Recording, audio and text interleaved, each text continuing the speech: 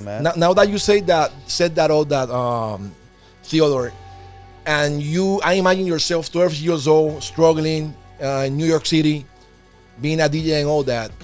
What means Mean Gene for you as a DJ? Mean Gene, my big brother Mean Gene. My brother Mean Gene and Grandmaster Flash is the reason I am a DJ. When I seen the two turntables in the mixer, my brother Mean Gene and Grandmaster Flash had the two turntables in the mixer. And I was like, that's what I wanted to do. Because when I first seen the two turntables in the mixer, I was a B-boy. Okay. I was a B-boy. I was helping them carry the equipment and stuff like that. And then when I sprained my wrist, I was like, I can't do this shit no more. Can I curse?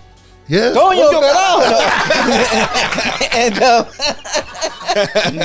and when I sprained my wrist, man, I was just like, I can't do this no more. So that's when I became started to become a DJ. Grandmaster Flash and my brother Mean Gene, they decided to, go their separate ways.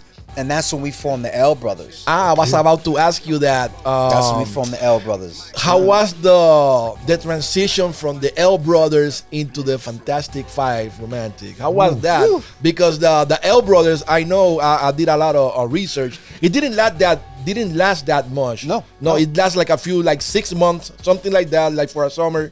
And then you get in with the guys, with the Fantastic Five. How was that? I mean, the L Brothers, which was my brother Mean Gene, my brother Cordio, and myself, Master Rob, Waterbed Kev, and MC Ruby D. One of the first. That's Kevin Kev, right? Yeah. Okay. MC Ruby D, one of the first Puerto Rican MCs. Boom. And as time went by, I kind of like grew out of the L Brothers and stuff like that. My brother Mean Gene, he, what he wanted to do and what I wanted to do was like two different things. Okay. We all lived in a house with my mother. Okay. And when we moved out, everybody moved out. It was just time for me to, form my own group. Once I moved out of the house, I just formed my own group. I took Kevy Kev, Robbie Rob, and Ruby D, and Busy B. Starsky. I took them with me. But Busy B. Starsky is the kind of person, he's down with everybody. He could be on the west side one day, then he could be on the east side, he could be on the north. He was just with everybody. So that's when I had the 3 MCs, and we just started doing parties, man, and started figuring out what was our next move until we met Salt and Pepper, Whip and Whip, and Dada Rock. My mic sound nice. Check one. I know the story behind that. And besides that, I want to take the opportunity also to see if you can recap the battle between you guys, Fantastic Five Romantic, against the Herculoids. And how was that? Yeah, we battled the Herculoids, man. It's like, why did we do that? I told my brother Mean Gene, I was like, I don't want to battle the Herculoids because they had this big sound system, man. And L Brothers was not known for having a big sound system. I mean, we had a sound system, but it wasn't as big as Breakout. It wasn't as big as Africa Bambadas. It wasn't as big as everybody else's. But we still had a sound system, and we were still able to travel around and do our thing because of how powerful we were, And oh my gosh, I was like, yo, I do not want to battle Herc. We battle Herc inside the club that he plays. Damn. So when we got surf. They get there. No, they didn't get surf. Listen. So when we got there, his equipment was already there because that's his spot. So we set up in a little corner somewhere. And his speakers was like all over the damn place. Oh shit, I could curse? No. Yeah. And then his speakers was set up all over. And I'm sitting there shaking my head like, this is gonna be a disaster. So we cut our equipment on, we started playing music, and Herc didn't even get there yet. Herc didn't get there until like about 11, 12 o'clock. So the L Brothers were playing from like 9 o'clock, 10 o'clock, 11 o'clock, 12 o'clock. And then all of a sudden we hear, turn your music. Like, he sounded like he was God. Damn. Because his equipment was like so big. Loud. So he just said, look, turn your equipment down or I'm going to turn my equipment on. He just turned his equipment on and you didn't hear us no more. I was like a mime DJing.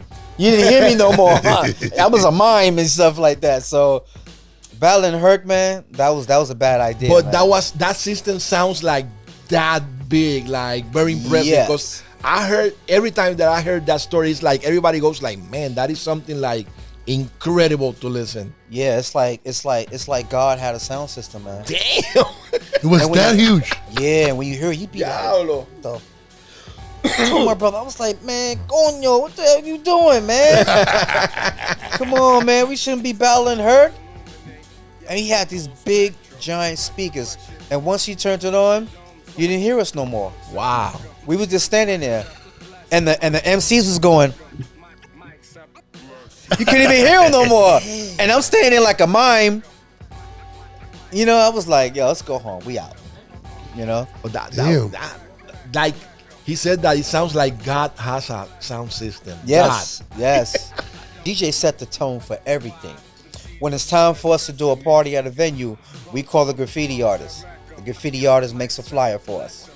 You know, when we come in the park and set the equipment up and start playing music, that's when the B-boys and the B-girls come in the park and they can hear all the songs that they need to hear to B-boy, you know? Then you got the MC.